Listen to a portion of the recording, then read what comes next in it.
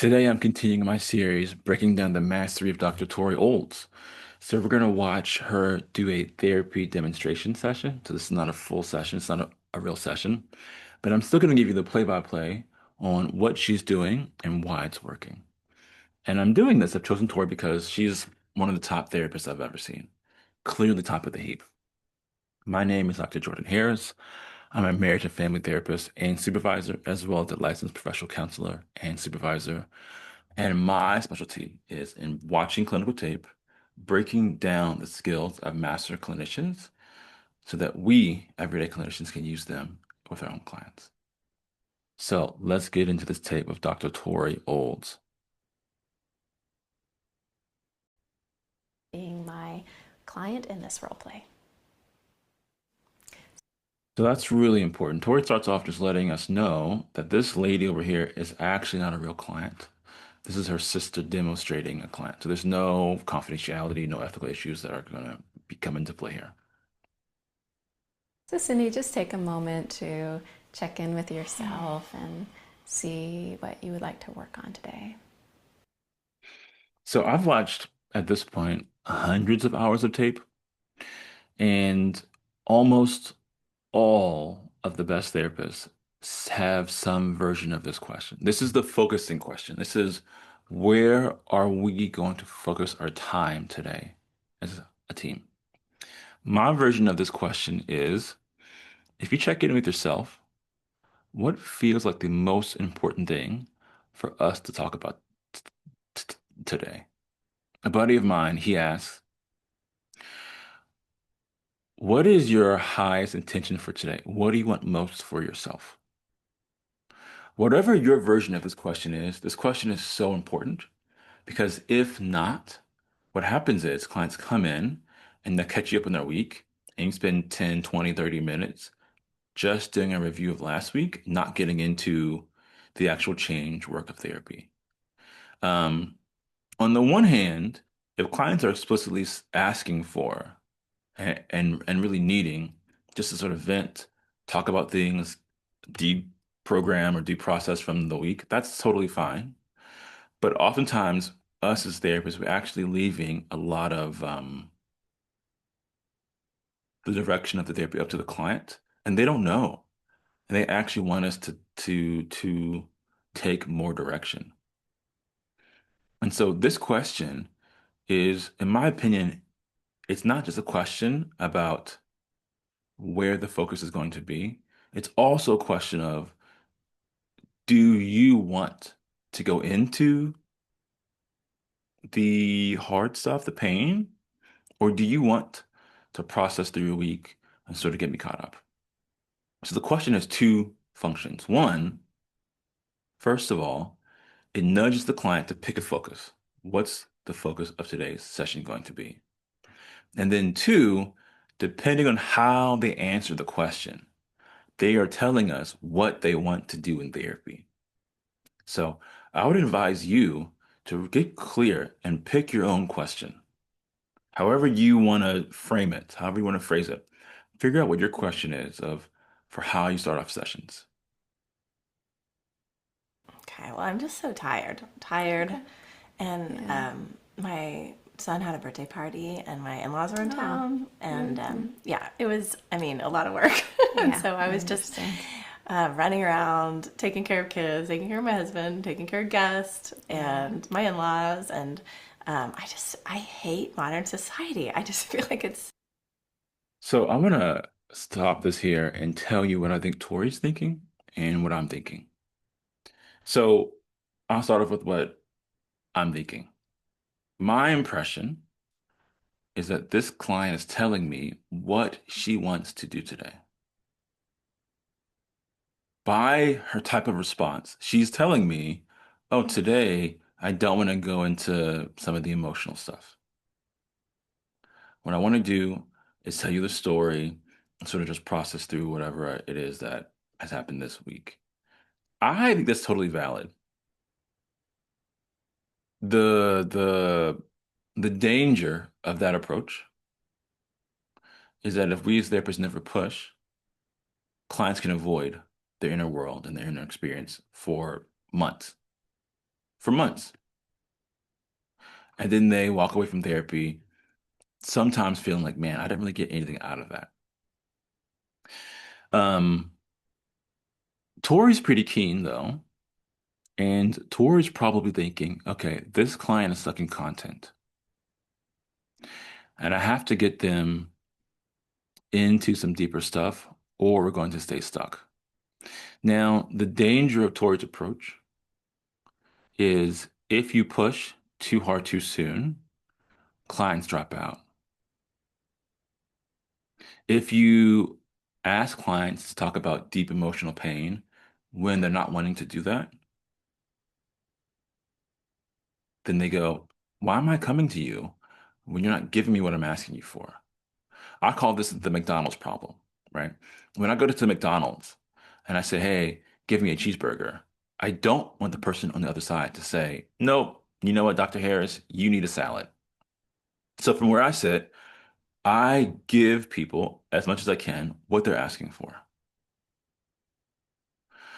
Um, on the other side of that, though, is, you know, if we don't push, this client will stay stuck. So there's a trade-off here. There's a trade-off here. Um, And my guess is that Tori's going to be thinking, okay, we have to sort of make something happen or we're going to stay stuck in content. Now, I want to give one other sort of word to this framework that I think Tori's using here. One of the big ideas, actually, let me back up for just a second. What's most important, I think, in you learning therapy is less that you are one way or the other. It's not as important that you're the therapist, that you're the kind of therapist who pushes or the therapist who doesn't push. I think both are very useful at different times. I think what's most helpful, though, for most people is learning to see the difference. So when you listen to this client, can you see, oh, she's just sort of talking about her week. She's not really wanting to go into deeper stuff because it's only once you can see what's happening in the moment that then you have choice about what to do next. So that's so important. And you just being aware of, okay, she's keeping us in the content. She's keeping us surface level. She just want to process through her week. There's nothing wrong with that. But you being aware that that's where you are in the process gives you choice of what to do next. So, So busy, way too busy. And I saw this thing on NPR, and it was just talking about how like our society is overly busy, and we can't even find time to like do meaningful So things let's and slow down. like really Speaking about connect. busy, let's definitely slow down then because you've been going so fast. So this is our chance. Because also because you said something I don't want to drop, which is that you, I think you said you hate, society or modern life or something. so this is actually a very complex thing that Tori's doing here. It's very complex. There's this idea called client experiencing. And when I teach this, I have a case consultation group that I run where I teach all this. Tori also has a group that she runs, and you can find all that stuff in the bio. But the one of the big ideas is client experiencing. And if I'm going to condense client experiencing into a nutshell, it's this one idea that when people are able to speak from their internal experience as it unfolds in the present, then they're likely to have more change. And that typically involves people slowing down and going inside, slowing down and focusing on their own inner world. But when clients are talking about things that are external or past in a way that's sort of vague or abstract, they're not likely to have a significant change. And so what Tori is doing here is she's asking the client first to slow down.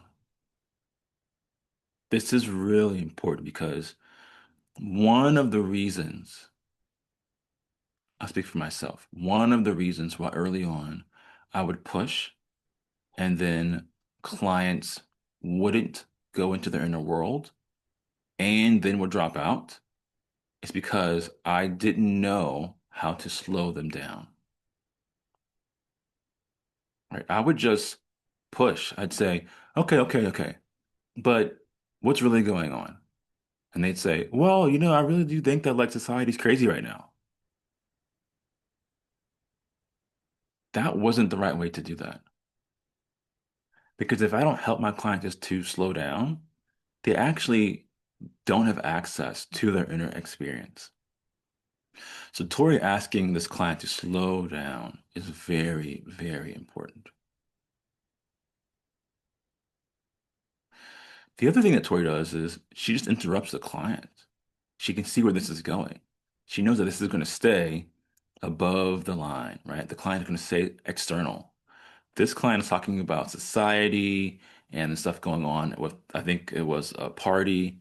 Like this is not internal. This is all things outside of her. And what experiencing tells us is if she stays talking about things that are external instead of her own inner world, likely not to change. So in this moment, Tori does two things that are really important. And then the third thing that Tori does is that she gives a reason for why she's slowing down the client. Because I don't want to drop you. And these rationales, these reasons, help people to understand what we're doing. I cannot tell you how often clients literally have no idea why we are doing what we're doing or why we're asking them to do something. So let's watch this again.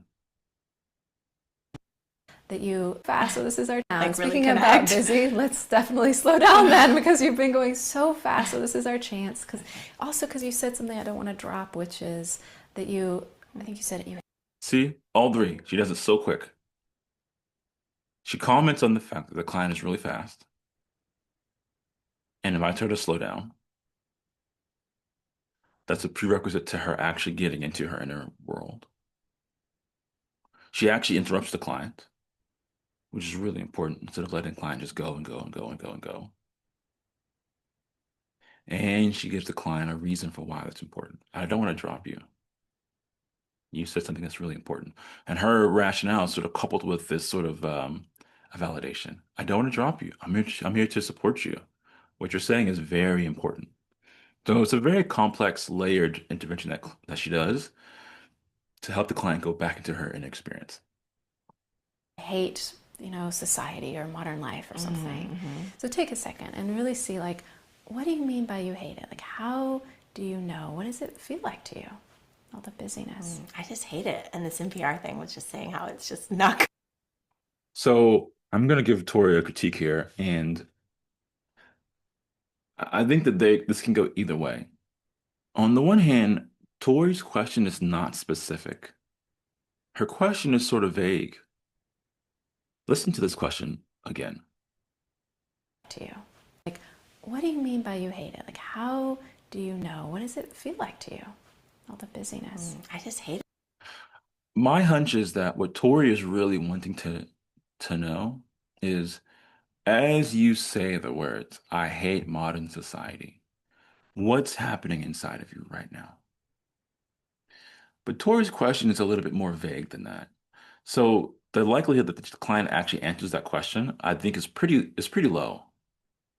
The client will probably continue to go external instead of going internal. Now, to cut Tori slack, and this is really important for all of us, you don't have to get it perfect. Like there's no way in a real session that you're going to get it perfect every time, or that you should even have that expectation. This is a real conversation. Um, and if you're actually in the flow of the conversation, you're just not going to always say the perfect thing all the time. What I would bet though, because I think Tori's really sharp, is that she'll catch the question based on she will catch how the client won't respond to the heart and the intent of Tori's question. And so Tori will redirect the client back to her own internal experience. Let's see what happens. And this NPR thing was just saying how it's just not good for us. Well, it probably isn't. It really probably isn't. And part of it is because it's so external and busy. Sorry, I've never seen this video before, but like she literally said it. Like she's literally naming this is an external issue. It's external. It's external. And she's doing it in a way that's so validating that I think clients really respect. Like for me, early on, I would not do it this way. I would not be this validating. I'd be like, okay, that's external, but like, what's going on inside of you? And clients would be like, they'd be so just thrown off. I was not super warm and I needed a lot of work when I was a young therapist. I've had to put in a lot of work to get to where I am. But Tori, her way of redirecting the client is so validating that it doesn't feel bad. It probably feels pretty good to this client of, oh, okay, yeah, we're just going in this other direction. So that's Yeah. why let's do the opposite of that. Okay. And just take a second and just see, because Okay. see how that feels for you. This is something you don't have time to really even probably open or address, or it doesn't feel like you have time. So now see how that is. See how that is for you to have it be so busy. Okay. Yeah. So Tori does exactly what I thought she'd do. She reprompt the client to go inside. There's one other thing that Tori is doing that's really sharp here. And this goes into persuasion. Let's watch this again. See how that is.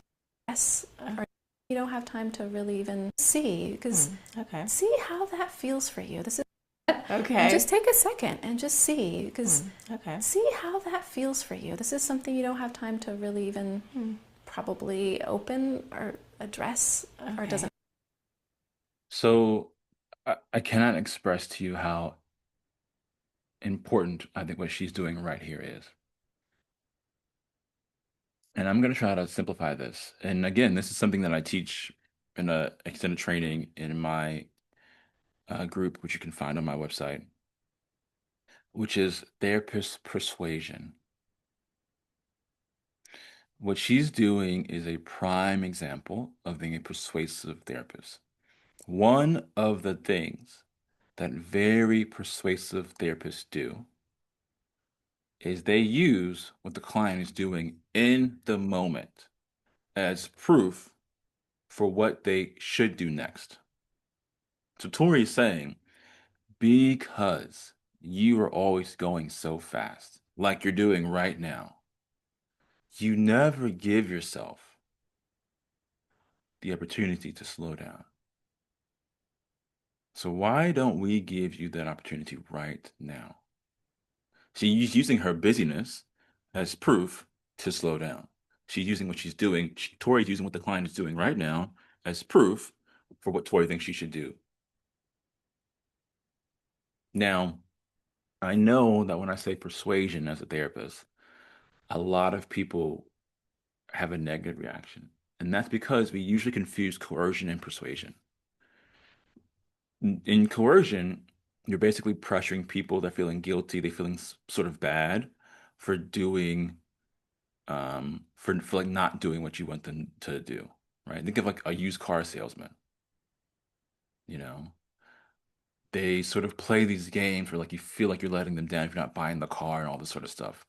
That's not what Tori's doing here at all. What Tori is doing is she's presenting this client with a genuine opportunity. You're busy. Your mind's going a mile a minute. You're obviously got 1,000 things on your plate. And because of that, I think us slowing down right now is actually very important. Those are my words, but that's essentially what Tori is doing here. And this is really important because sometimes clients don't know why we want them to do what we want them to do. And so it's a really, really elegant way to invite clients into a different way of being. Let's watch that one more time. And busy. It really probably isn't, and part of it is because it's so external and busy. So that's Yeah. why let's do the opposite of that and Okay. just take a second and just see, because Okay. see how that feels for you. This is something you don't have time to really even probably open or address, or it Okay. doesn't feel like you have time. So now see how that is. See how that is for you to have it be so busy. Okay. Okay. Yeah. There you go. Brilliant work. Look, my name is Dr. Jordan Harris. If any of you would like to work with me, analyze your tape, see where you can grow, or if you want to learn from Tori, she does experiential trainings on how people can do more profound experiential therapy with their clients. You can follow us in the links below. Talk to you soon.